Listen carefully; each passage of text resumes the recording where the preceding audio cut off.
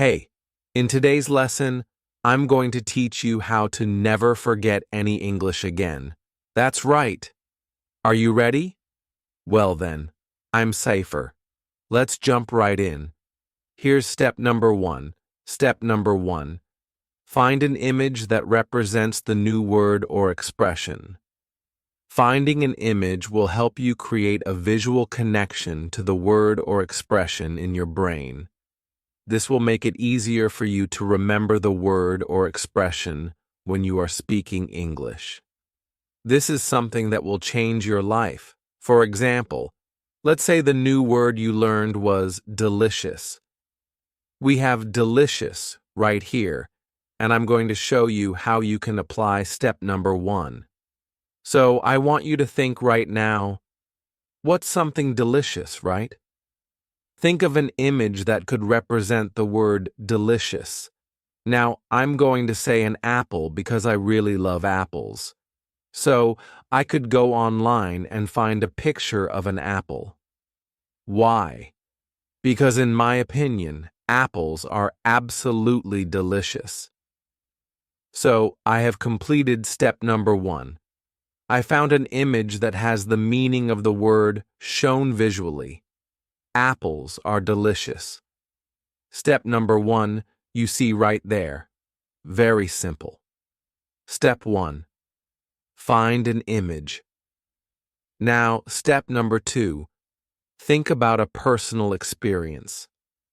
You see, thinking about a personal experience related to the word or expression will help you create an even stronger mental trigger in your brain.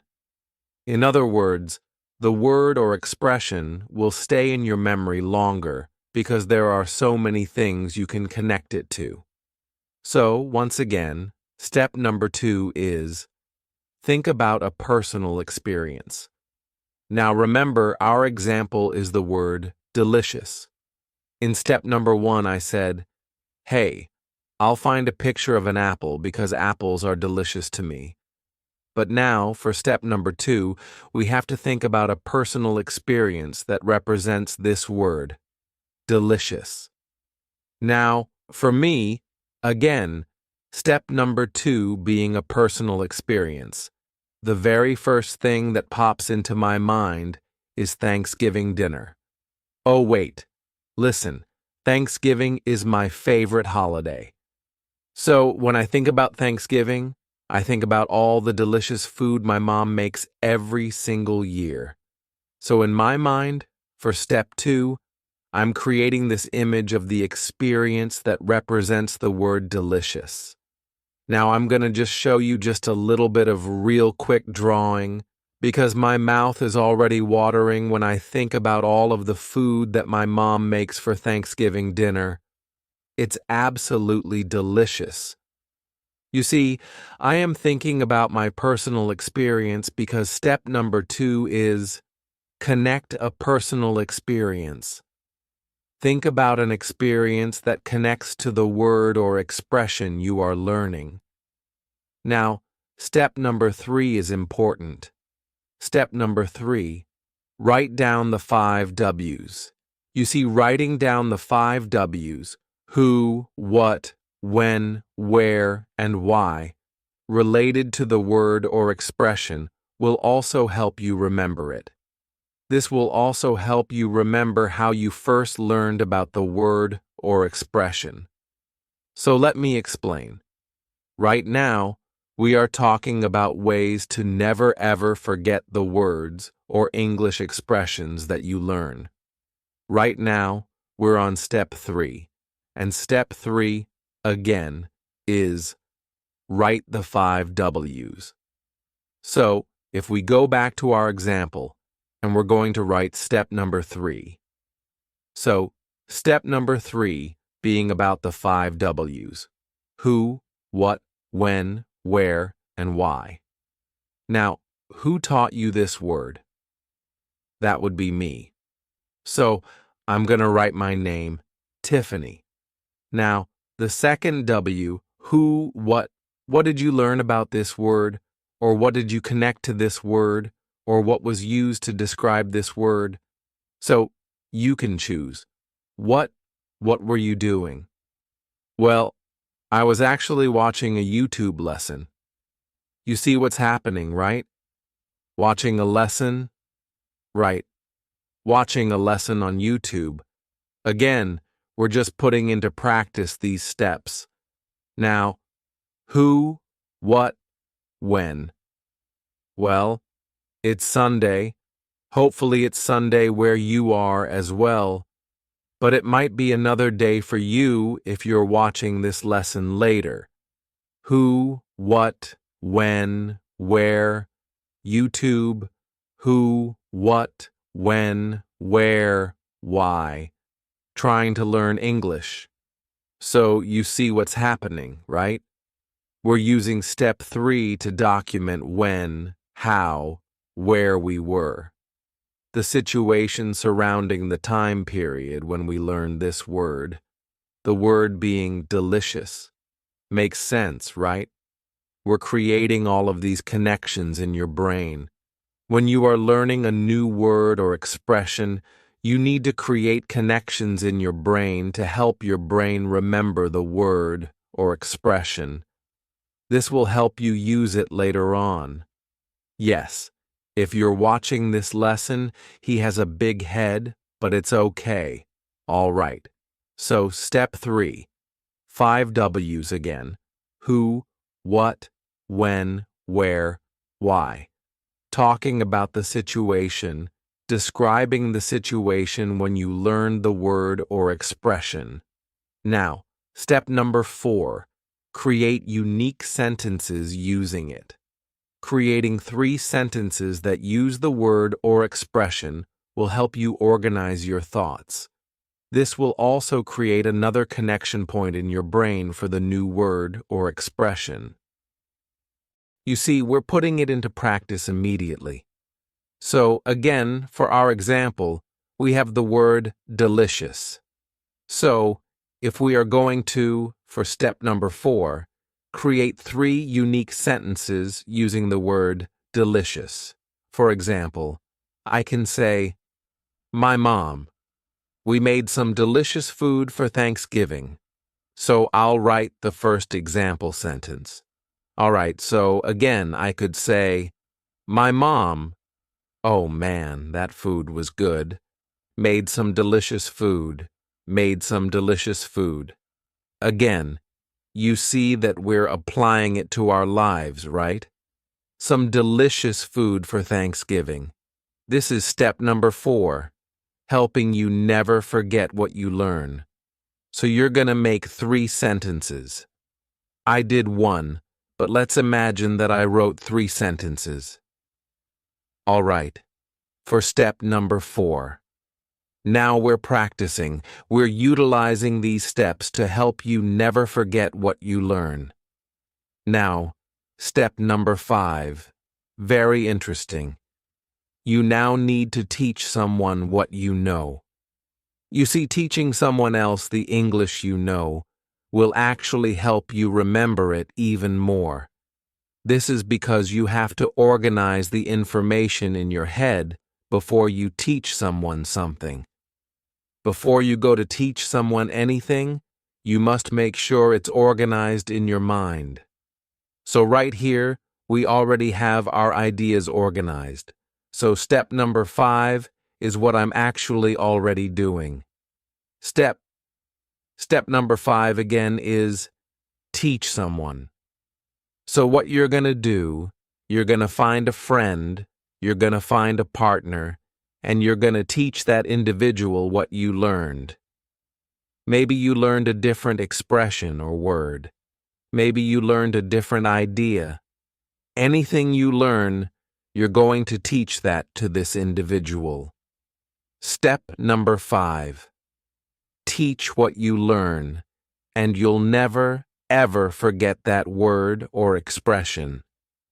If you use each and every one of these steps, find, think, write, create, and teach.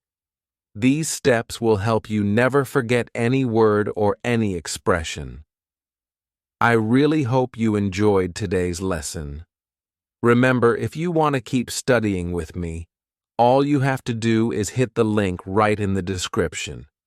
Go to EnglishFluencyPlan.com. I'll put it right on the screen, and you can join me and thousands of students around the world to help you learn. I put in effort to help you learn each and every day, and I want you to join these students, learning English and enjoying the process. Hope you enjoyed the lesson, and I will talk to you in the next one. Foreign. You still there? Ah, you know what time it is? It's story time. Hey, I said it's story time. All right. So today's story always brings a smile to my face. So growing up, I really had a good childhood. I had a great time. I loved school. I had a lot of friends. Home was good. Parents are wonderful. But there are some things about my elementary school and middle school life that I will never forget.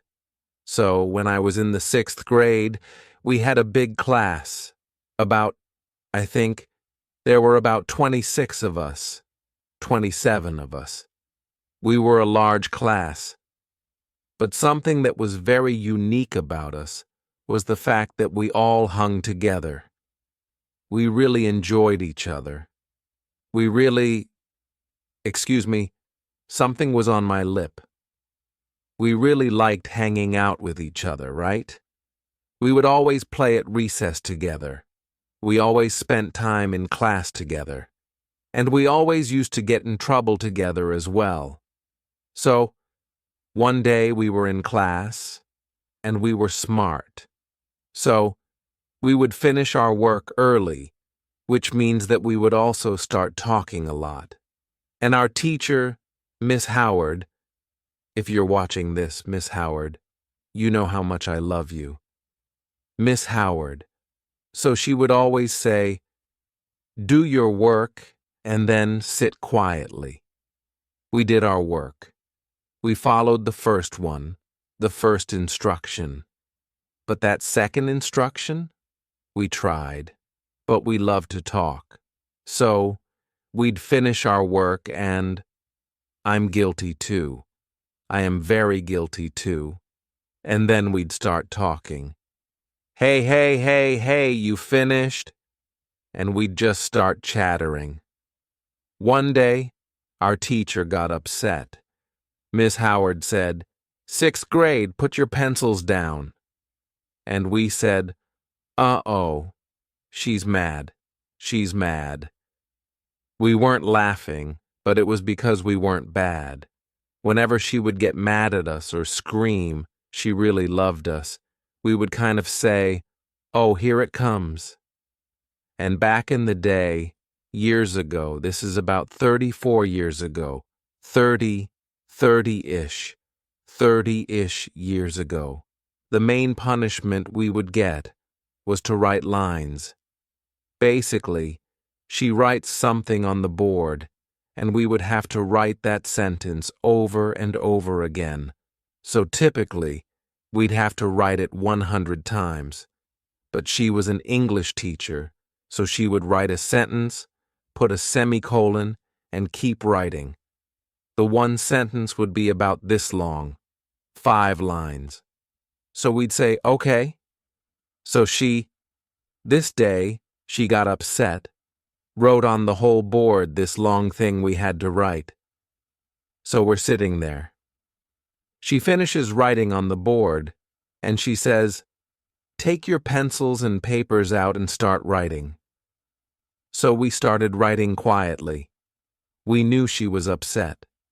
About 30 minutes into us writing lines, some of us were fast and some of us were slow. I was a fast writer. So 30 minutes in, remember I said we had a hard time not talking. 30 minutes in, I don't know if it was me or somebody else. It might have been me. Somebody said, "Hey, what number are you on?" We had to write it 100 times. Somebody out of the blue said, "What number are you on?" just yelled it out in the class. Somebody responded, "I'm on number 35. What number are you on?" I said, "I'm on number 40. What about you?" And we just started saying what numbers we were on, and our teacher was sitting in silence, just looking at us. Okay, we only have about 45 more. How many more do you have?" And we're just going back and forth. And she stood up, and we all got quiet. We're writing our lines. We're still talking. She walked to the front, and she looked at us. She said, "Put your pencils down." Laughter. It was no use. She had given us this punishment, but we were still happy because we were together and we were writing the line. She said, "What kind of punishment is this if you guys are still happy?" So we put our pencils down and we're like, "Okay." Now I want to fast forward 2 years because remember I said we weren't bad kids, right? We just enjoyed talking and we enjoyed being together.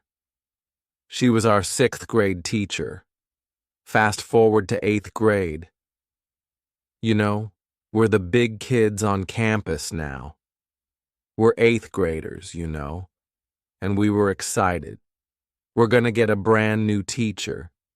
She was our 6th grade teacher. We had a different teacher for 7th grade, and we were excited to get a new teacher for 8th grade. Just, exciting. So we're all, coming on the grounds of our school, and we're walking in, talking to each other like, "Yeah, we're the 8th graders now." And we opened the 8th grade classroom door, and who was sitting at the desk? Miss Howard. She said, "Hello, 8th grade." Now I told you we weren't bad kids. That was proof. Miss Howard told us eventually we were her favorite class. We weren't bad. We did our work. We just enjoyed talking. But she enjoyed being with us so much that she requested to move from the 6th grade to the 8th grade so that she could teach us one more year. So she loved us, and we honestly loved her. Maybe when you were younger, you had a teacher that loved you so much, and maybe she acted like she didn't at first, but she ended up really loving you. Or maybe you had a male teacher. Whoever you had, remember to always love your teachers. I hope you enjoyed today's lesson, and I hope you enjoyed the story. And I will talk to you in the next one.